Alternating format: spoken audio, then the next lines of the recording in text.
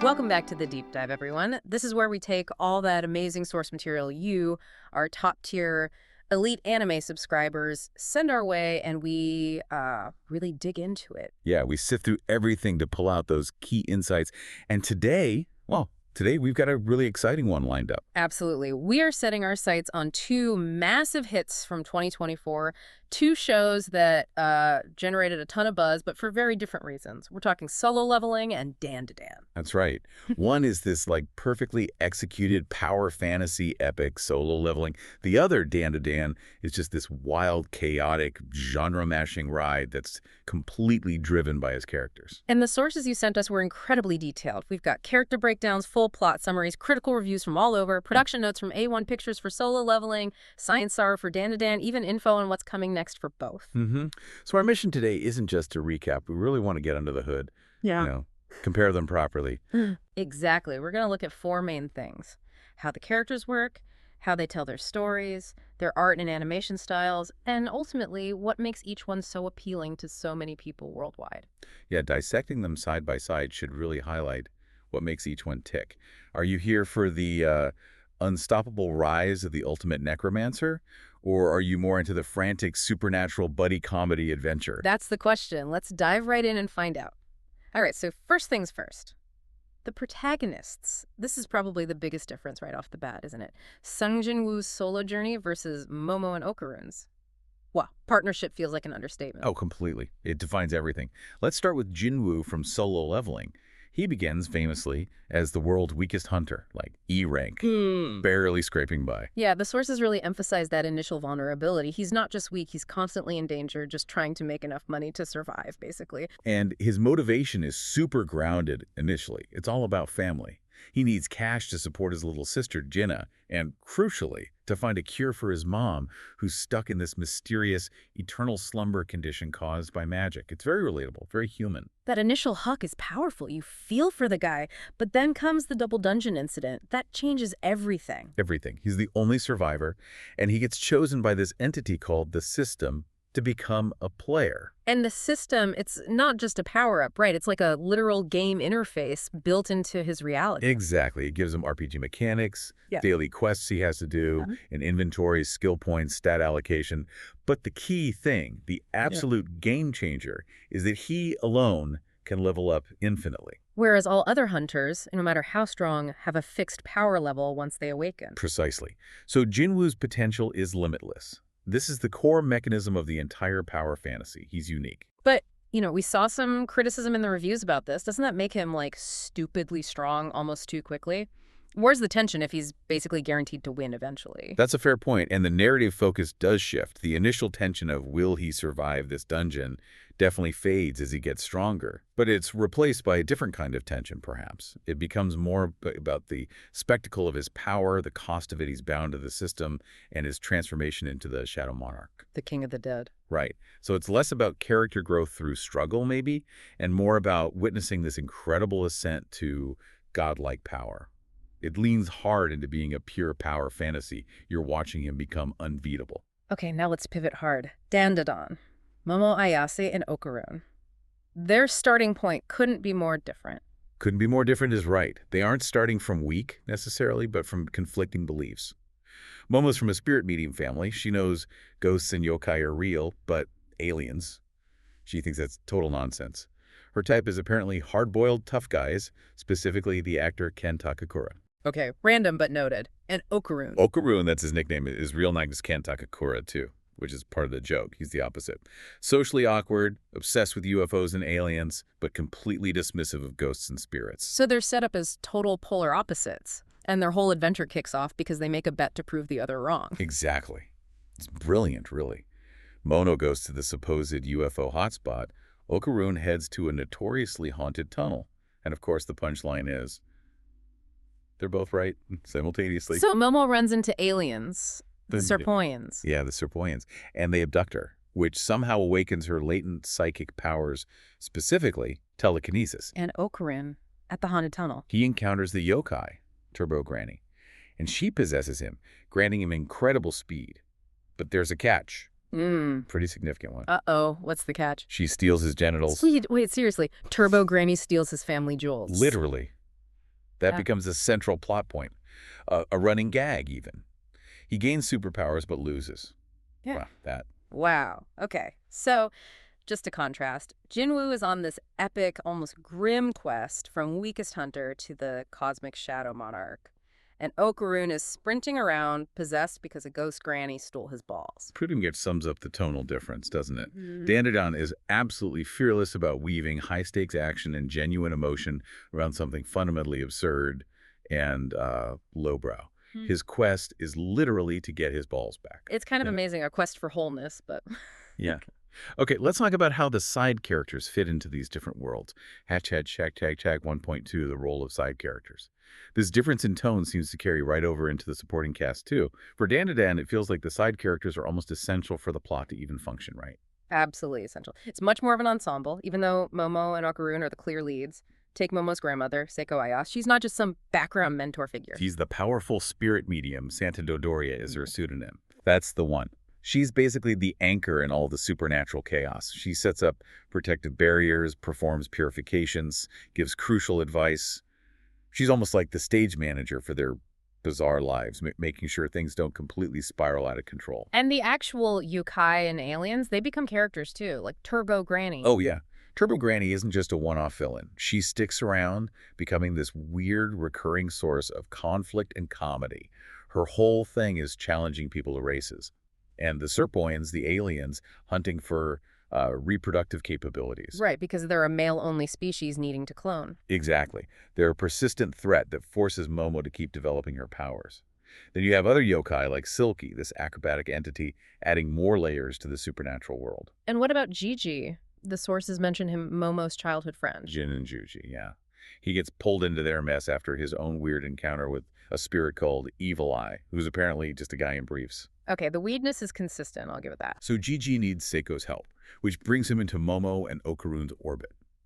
It adds this layer of, like, unresolved romantic tension and normal high school drama amidst the alien fights and yokai battles. Mhm. The side characters constantly inject humor, complexity, and sometimes, like with Seiko, necessary plot mechanics. Okay, now let's contrast that with Solo Leveling. The sources we got were pretty consistent in their criticism here that the side characters, while present, often feel underdeveloped compared to Jinwoo. It's a very common critique, yeah.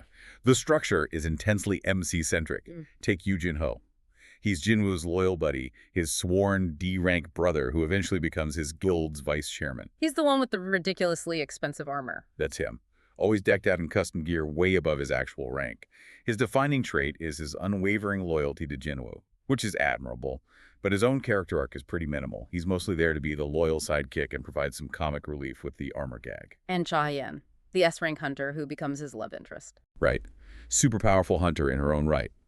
But her connection to Jinwoo is, well, it's uniquely tied to his special status. The sources highlight this detail. She's drawn to him because he's the only hunter who doesn't emit the usual mana stench. He smells nice to her. Which basically screams, he's different, he's the protagonist. Exactly. It reinforces his uniqueness.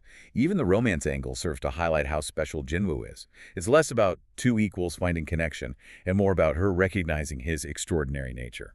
And finally, the Shadow Army. Igris, Baru, Tusk. These guys are cool, but are they really characters? That's the question, isn't it? They're incredibly powerful summons, resurrected monsters sworn to Jinwoo. Igris is the stoic knight, total loyalty. Tusk is the big magic caster. Baru, the Ant King Shadow, probably has the most personality. He's got this kind of murderous but devoted vibe. Didn't the sources say he gets attached to Jinwoo's son in the sequel? Yeah, in Ragnarok, Baru apparently develops a protective, almost fond streak for Suho. But fundamentally, within Solo Leveling itself, the Shadow Army's primary function is to showcase Jinwoo's power as the Shadow Monarch. They're extensions of his will, tools in his arsenal, however cool they look. They exist to serve him and make him look even more badass. So, a very clear difference. Dandadan relies on its chaotic ensemble, while Solo Leveling is structured almost entirely around elevating its singular protagonist. Precisely. The side characters reflect the core philosophy of each series. Okay, let's shift gears to the actual stories themselves. How they unfold, the themes they explore. Again, two very different paths here. With Dandadan, the word that kept coming up in the reviews was blend. It's this fusion of sci-fi, supernatural horror, action, and comedy. It feels almost unpredictable because it mashes together elements you don't usually see side by side. Like aliens and yokai existing in the same world, triggered by that initial bet. Exactly. That simple argument, ghosts versus aliens, spirals immediately into Momo getting psychic powers from aliens and Okarun getting super speed from a yokai curse, all while dealing with, the missing genitals plotline. The pacing feels really fast, too, based on the summaries, like it just throws you in. Relentlessly fast. The first episode basically sets up the entire core conflict and power system. But what's fascinating is how it balances tones. You get these genuinely intense, sometimes scary action scenes fighting off Serpoians or dangerous yokai right alongside incredibly silly lowbrow humor. The dick jokes are canonical. Canonical and central. But somehow it doesn't undercut the moments of real danger or the developing relationship between Momo and Okarun. And you mentioned something earlier, some deeper thematic stuff hiding under the absurdity, the Osiris myth. Yeah, this was a really insightful nugget from one of the critical analyses we received.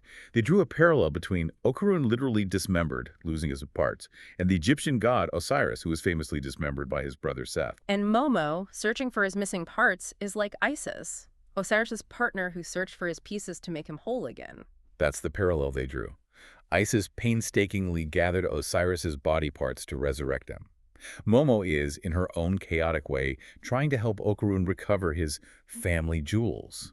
It adds this unexpected layer of mythological resonance to the otherwise completely bonkers plot. Wow. So the quest for Okarun's balls is also, maybe subconsciously, a quest for restoration and wholeness, echoing ancient myths. That's actually kind of brilliant. It suggests there's more thought put into the structure than just random weirdness for laughs. It gives the chaos a kind of thematic anchor, these two kind of broken, awkward kids trying to navigate this insane world and, in a way, put themselves back together. Okay, switching back to Solo Leveling, its narrative approach feels much more focused, almost singular in its goal. Absolutely. Yeah. If Dandadan is about chaotic blending, Soul Leveling is about streamlined execution. The premise is clean and instantly understandable, world with hunters, monsters from gates. But our guy, Jinwoo, is special. He's the only one who can level up via the system. And the story escalates from there, right? From just trying to survive low-level dungeons. So uncovering this massive hidden cosmic war, it moves pretty quickly from don't die in this C-rank gate to realizing there's this ancient conflict between these godlike beings called rulers who want to protect humanity, sometimes brutally. And the monarchs, who are basically the ultimate bosses of all the monsters, like Antares, the Dragon Emperor, King of Destruction. Exactly. And Jinwoo isn't just caught in the middle. He finds out he's the chosen successor to the original Shadow Monarch, Ashborn. His destiny is to inherit this immense power and fight in this war. So his entire journey is basically fulfilling that predetermined role, becoming strong enough to handle that cosmic responsibility. That's the arc. It's pure escalation. Which leads us back to that pacing criticism we touched on earlier. Right. The sources mentioned it's praised for being fast and tight, but also criticized for maybe moving too fast once Jinwoo gets really strong. Yeah, some reviewers felt that once he hits that OP status, the emotional connection, particularly with anyone outside his immediate family, becomes harder to maintain because the plot becomes very focused on the next power-up, the next overwhelming victory. The term used was aura farming. Like, the action becomes less about struggle and more about just watching him collect more power or showcase new abilities. Kind of, yeah. It shifts from survival horror to power showcase. You're not worried if he'll win, you're just excited to see how he wins this time, what cool new shadow he adds to his army. The narrative's driving force becomes witnessing his inevitable rise and his unique central role in resolving this ancient cosmic conflict. It lives up to the solo in the title. It really is all about him. Very different narrative philosophies at play. One embracing messy complexity, the other perfecting linear escalation. Couldn't have said it better. All right, let's talk visuals, because both of these shows looked absolutely incredible in 2024, but again, achieved it in pretty distinct ways. Let's start with Dandadan. Hashtag tag tag 3.1 Dandadan, Sci-RU. Okay, Dandadan was animated by Science Saru. And if you know their work like Devilman Crybaby or Keep Your Hands Off Aizuken, you know they have a very unique, often fluid and expressive style. Yeah, they don't really do standard anime visuals, do they? There's always something a bit different, a bit more dynamic about their look. Exactly. And they brought that sensibility to Dandadan. The reviews consistently praised the slick animation, the quirky, vibrant colors, and how dynamic the action felt. It definitely has that new-gen anime feel, as some put it. Did the sources feel it captured the manga's energy, or did it change it? The consensus seemed to be that the animation actively elevated the manga. It took the source material's chaotic energy and translated it visually with real style. Especially in those fast-paced scenes like the chases. Oh yeah. The descriptions of the first episode, particularly the Turbo Granny chase sequence, use words like inventive, trippy, and frenetic energy.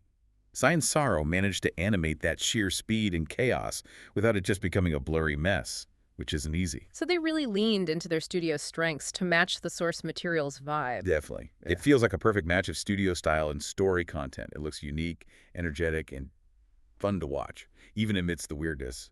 Hashtag 3.2 solo leveling, A1 Pictures. Okay, now Solo Leveling, animated by A1 Pictures. A very different kind of studio, maybe. Known for big, polished productions. A huge name, yeah. Think Sword Art Online, 86, Kaguya-sama. They're known for high production values, consistency, and delivering spectacle, and boy did they deliver for Solo Leveling. The praise for the visuals was almost universal, wasn't it? Spectacular, masterfully animated, ridiculously good. Absolutely. The action sequences, the fight choreography, the overall visual polish, it was top tier. A1 Pictures clearly threw a significant budget and talent at this, and it shows in every frame. The animation quality was a huge part of the show's appeal. And we have to talk about the sound, especially the music. Hiroyuki Sawano, that's a name that carries weight. Huge weight. Known for Attack on Titan, Kill la Kill, Promare, his music is practically synonymous with epic anime action, and his score for Solo Leveling was singled out as a major highlight. That signature Sawano style, the big orchestral swells, the electronic elements, the powerful vocals, it just fits that power fantasy vibe perfectly, doesn't it? Perfectly. It elevates every fight scene, every level up moment. The opening themes, too, like Level by Serrano himself with TXT and the second season's Reawaker with Lisa and Felix from Stray Kids, they became massive hits. The music was integral to building the hype and the overall audiovisual experience. It sounds like the whole production was geared towards creating this polished, epic feel. Any criticisms on the visual side? Just one recurring point we saw, mainly from dedicated fans of the original webtoon or manhwa. While they agreed the anime's animation was incredibly smooth and well done, some felt the coloring and shading were less unique than the source material. How so? The manhwa often used much starker contrasts, darker shadows, more dramatic and sometimes experimental coloring within the panels. The anime, understandably for a global release, went for a slightly brighter, smoother, more polished look. Less stylized, maybe, but more broadly appealing. A trade-off for accessibility, perhaps? Makes sense. Yeah, and it clearly worked. The production quality got major recognition, like winning the Crunchyroll Anime Award for Best Action and Best Score for Sawano. It was a visual and auditory powerhouse. So both shows were huge successes, critically and commercially. But why? What was it about each that really resonated with audiences? Let's dig into the appeal. Hashtag 4.1, the mass appeal of Solo Leveling. Okay, Solo Leveling's appeal seems pretty straightforward on the surface, but it's the execution that matters. It taps directly into the power fantasy trope, watching the underdog become ridiculously overpowered. The ultimate zero-to-hero story, basically. Exactly. But it does it so well. It doesn't try to reinvent the wheel. It just makes the best possible wheel. The satisfaction comes from watching Jinwoo overcome impossible odds, level up, acquire new powers, and just decimate enemies that were previously terrifying. One source used the analogy of a well-done movie, like John Wick. You're there for the execution, the spectacle, the pure satisfaction of seeing the protagonist be awesome. That's a great comparison. It's incredibly entertaining on that level. It delivers consistent, high-quality, mindless action, and I don't mean that negatively. It's just pure, unadulterated wish fulfillment, watching the MC become the strongest. The tight pacing helps, too. It gets straight to the point. And its impact was huge, right? Not just as a show, but for the genre. It's massive. It's been called the SAO of its genre, meaning it took the Korean webtoon power fantasy and absolutely blew it up globally in anime form. It arguably paved the way for many similar adaptations. Its success proved there's a gigantic audience for this kind of straightforward, highly polished power narrative when done right. Winning awards like the Crunchyroll Anime of the Year just cemented that. So its greatness lies in its near-perfect execution of a very popular, very satisfying core concept. I think that's fair to say. It knows exactly what it is, and it delivers on that promise spectacularly. Hashtag 4.2, the unique appeal of Dandadan. Okay, now Dandadan. Its appeal feels messier, but maybe in a good way. Definitely in a good way. Its appeal is rooted in its uniqueness, its refusal to stick to one lane. The humor is a huge part of it. The reviews were full of comments about laugh-out-loud moments and the sheer absurdity of the situations. The mix of ghosts, aliens, psychic powers, stolen body parts, it's inherently comedic even when the action gets serious. Right. But crucially, it's not just comedy. The sources emphasize that amidst all the chaos and the lowbrow jokes, there are genuinely touching moments of emotion. Centered on Momo and Okarun's relationship. Exactly. Their dynamic, their banter, their growing trust and reliance on each other as these two polar opposites thrown together that was consistently highlighted as the heart of the show. Their chemistry is undeniable, as one review put it. It grounds the absurdity. So you're laughing 1 minute, and the next you might actually, care about whether they manage to work together or understand each other a bit better. Precisely. That blend is what makes it special. It prevents it from just being a series of wacky events. There's warmth there, an emotional core that develops alongside the increasingly insane plot. And its uniqueness is a draw in itself. Absolutely. In a landscape sometimes saturated with similar battle shonen or isekai formulas, Dandadan feels genuinely fresh. Its willingness to be weird, to mix sci-fi horror with yokai battles and dick jokes, all while delivering high-energy animation. It sets a different kind of benchmark. It appeals to viewers looking for something unpredictable and character-driven, even within an action framework. So its greatness is in its chaotic charm, its strong character chemistry, and its sheer ballsy originality. Unintended. Maybe. Let's move on. Okay, so we've looked at them individually. Stepping back, how do they fit together in the bigger anime picture? They feel less like competitors and more like complementary flavors. That's a great way to put it. They represent two very different but equally valid and high-quality approaches to modern action supernatural anime. Solo Leveling is the pinnacle of executed power fantasy. The ultimate zero to hero, delivered with incredible polish and spectacle. Right. Complexity takes a backseat to the sheer satisfaction of watching Jinwoo's rise. One critic called it junk food anime, but meant it as a compliment like, it's the absolute best, most satisfying gourmet junk food you can get. It hits that craving perfectly. And Dandadan is the antidote to that, maybe. Or the alternative. Exactly. It's the counterpoint. Its strength is its complexity, the genre blending, the reliance on character chemistry, the absurdity.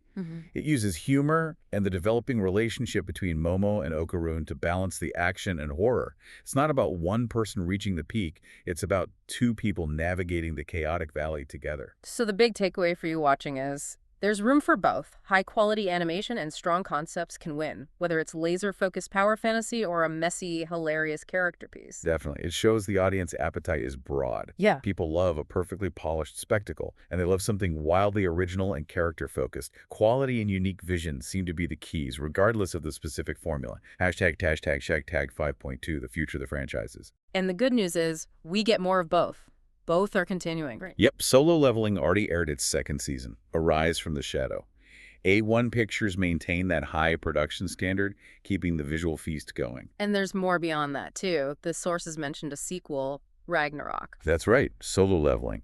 Ragnarok is a continuation, but it shifts focus primarily to Sung Jin-woo's son, Suho. He inherits his dad's powers, but they're latent. He has to actually go on a journey to reawaken them, facing a new cosmic threat called the Atarum, or Outer Gods. Oh, interesting. So it kind of resets the power curve a bit, Right. brings back that element of struggle for the protagonist. It seems like that's the goal, yeah. Yeah. Giving Suho his own journey of growth. But, and this is a key detail from the sources, the original Sung Jin-woo is still around, and he remains vastly more powerful, like hundreds of times stronger than Suho, even as Suho developed. So the original power fantasy remains unchallenged, even as the story continues with the next generation. Got it. And on the other side, Dandadan is also confirmed for a second season. So that wild ride is definitely set to continue. More aliens, more yokai, more psychic powers, more super speed. And presumably the ongoing quest for Okarun's missing artifacts. One would assume that remains a central objective. Season 2 will no doubt build on that chaotic energy and the Momo Okarun dynamic. Hashtag 5.3, provocative final thought. Okay, so before we wrap up, let's land on one final thought. Comparing these two giants, what's the deeper question they leave us with about where anime might be heading? Well, thinking about their core questions, if Solo Leveling at its heart asks, just how overwhelmingly powerful can one individual become, almost reducing the entire world to a stage for Jinwoo's solitary ascent? Then Dandadan asks, Then Dandadan seems to ask, How much absolute chaos can two fundamentally broken, awkward people survive together? It frames strengths not just as individual power level, but as resilience through connection, even connection forged in absurdity. That's a fascinating contrast. So maybe the provocative thought is this. In this new generation of anime, while the allure of the single overpowered protagonist is undeniable, perhaps the more compelling, more resonant power moving forward will be found not in solitary godhood, but in the strength found through shared madness, shared struggle, and shared anatomical quests. Is the power of shared absurdity ultimately more engaging than the power of one? Wow. Something to definitely chew on. A fantastic point to end on for this deep dive. Thanks for breaking it all down. My pleasure. Two great shows, worth exploring for very different reasons. Couldn't agree more. All right, everyone, that's all the time we have for today. Drop your thoughts in the comments below. Don't forget to give that like button a tap and subscribe to stay tuned for more top-tier anime content. Thanks for watching, and remember, stay strong, stay real, stay top tier.